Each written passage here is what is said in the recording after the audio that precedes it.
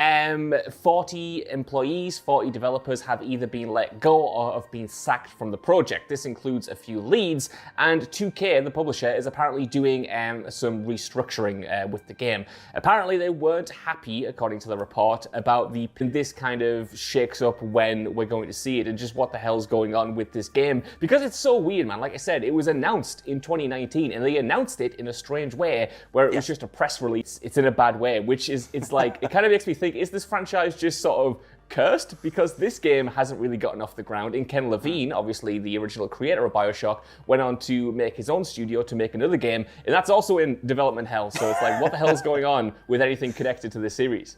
You know, the only real fanfare wasn't really anything. It was just sort of mentioned on a blog post, hey, by the way, more BioShock's coming. It's coming from this new team, and that was it. And so we've kind of just been waiting, going, what's the location? What different parts of the gameplay are going to carry across? Are the skyhooks from Infinite going to be in there, or whatever? And then a rejig, but still, it's like this game is so far out still. You know, it's at least 2.5 years out, and it's been in development since at least 2019, and they're just banking a lot on it. And you can only hope that it goes well, but it's another case of looking at a studio similar. You know, as holding the reins, they don't really seem to prioritize quality. They always sort of just kind of get stuff turned around. And if you're talking about a franchise that very much prioritizes, you know, authorship and auteurship and everything else, then you need that stuff to be front and center. So I don't. Then, you know, you've got the sports games, you've got WWE 2K, which obviously did not go down well after the last few installments, and hopefully that does get back on track for the March release, like you said. But then you've also got stuff like Hangar 13, who made Mafia 3,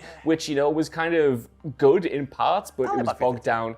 Medium as an art form, but I was a bit surprised by BioShock 4 interest, which is to say that obviously the makers, the people actually tracking the stuff day to day, assumedly wouldn't be shocked by that. And I wonder if, you know, because it's 2K at the helm, if they're trying to put in more monetizable elements. Obviously, we're about to, and obviously, like you said, if they've put a whole bunch of $1 million into a superhero game that flopped, like Avengers did, then they need to recoup in much the same way that Square Enix then did, where, you know, Final Fantasy VII to the rescue. But maybe this is their version of that.